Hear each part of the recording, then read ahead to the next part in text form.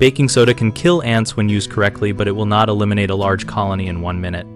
Mix equal parts baking soda and powdered sugar, then lightly dust the blend along visible ant trails, along baseboards, and near entry points where ants come in.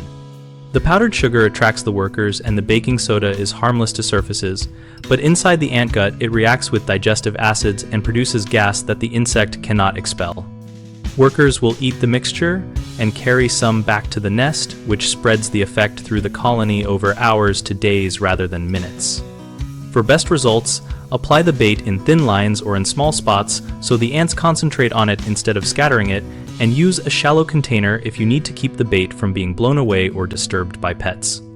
Maintain cleanliness by removing food crumbs, wiping surfaces with soapy water, and storing food in sealed containers so ants have fewer competing food sources and will prefer the bait. Repeat treatment daily for several days if ant activity continues, and monitor where new trails appear so you can place fresh bait accordingly.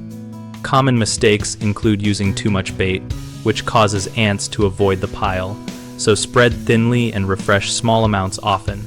Placing bait where rain, sprinklers, or pets disturb it, so move treatments to sheltered areas or inside cracks and crevices, and assuming immediate results when colony collapse takes time, so continue monitoring and reapplying until activity stops.